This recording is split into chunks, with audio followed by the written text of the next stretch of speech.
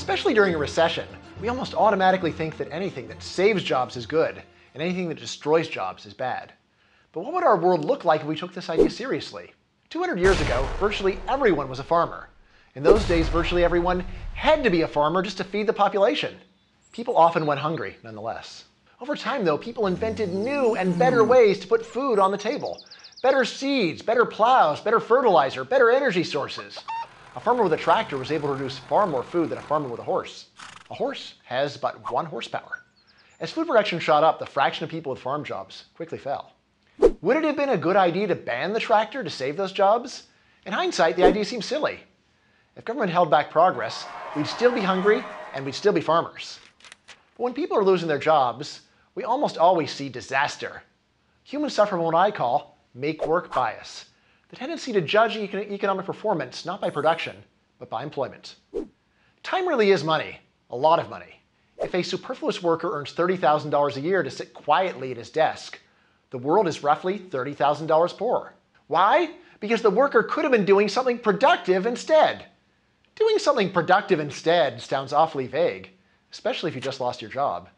But the last 2 centuries of progress show that this isn't just hand-waving. New ideas have totally changed our economy and our labor market. The result is the unbelievably advanced civilization we see all around us. Think about the jobs people around you are doing. How many of these jobs could you even explain to George Washington? If progress is hard to explain after it happens, it's nearly impossible to chart before it happens. When tractors are replacing horses, who is going to have the foresight to say, the unemployed will now go build an advanced industrial economy? How about the foresight to say, let's prepare the world for the internet's arrival a century from now? The main thing we really know about progress is that progress is coming, unless we stop it. Modern democracies rarely actually ban new technologies to save jobs. But many regulations inspired by make-work bias try to protect workers' jobs, even if the workers aren't producing much. Most European countries have intricate regulations that make it very costly to lay off or fire workers. In the United States, worker lawsuits serve a similar function. One big downside of laws to protect workers' jobs is that they make employers more reluctant to hire in the first place. You're less likely to give a worker a chance if you know you'll be stuck with them, even if he disappoints you. But there's an even deeper problem with laws protecting workers' jobs. Suppose the law had no unintended side effects. Everyone who wants a job for life gets a job for life. What happens when demand for a worker's skills dries up? What happens when new technology makes a job obsolete?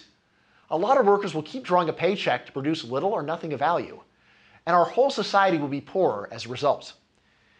It's tempting to say, it's a stagnant society, but at least it's a secure society. But it's not even that. In the long run, stagnation is deadly.